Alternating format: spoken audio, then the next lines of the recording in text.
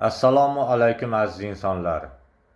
Hozirgi zamonda ba'zi bir insonlar sun'iy ongdan foydalanib, ma'lumot olib, o'zlaricha turli xil kasalliklarni davolashga harakat qilishyapti.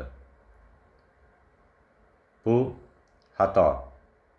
Chunki sun'iy ong turli xil kasalliklar bo'yicha berayotgan ma'lumotlari, davolash to'g'risida berayotgan ma'lumotlari kamida 50% xato. Menga ba'zi bir insonlar shunday savol beradi. Siz sun'iy ongdan foydalanib ma'lumot olasizmi? Va sun'iy ongdan ma'lumot olib videolar chiqarasizmi? degan savolni beradi. Men sun'iy ongdan umuman ma'lumot olmayman. To'g'ri, qiziqib sun'iy ongni qanday ekan deb biroz sun'iy ongda qiziqib o'rgandim.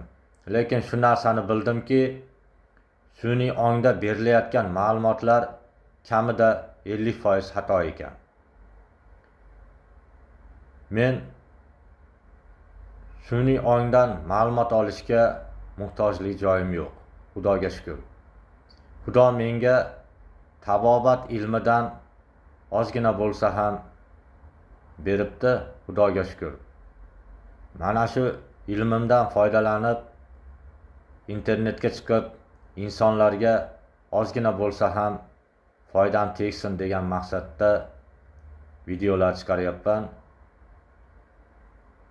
Maqsadim tabiblik qilish emas, pul topish emas. Ozgina bo'lsa ham insonlarga foydam tegsa, menga ana shuni o'zi yetadi. Sun'iy ong hech qachon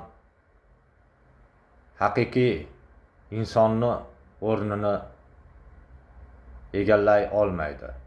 Chunki haqiqiy insonga Xudo xislat bergan bo'ladi.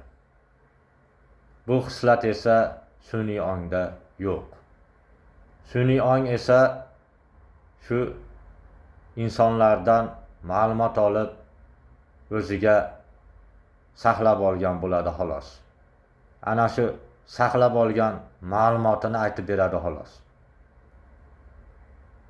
Oddiy insonlarda Xudo tomonidan berilgan xislatni esa chegarasi yo'q.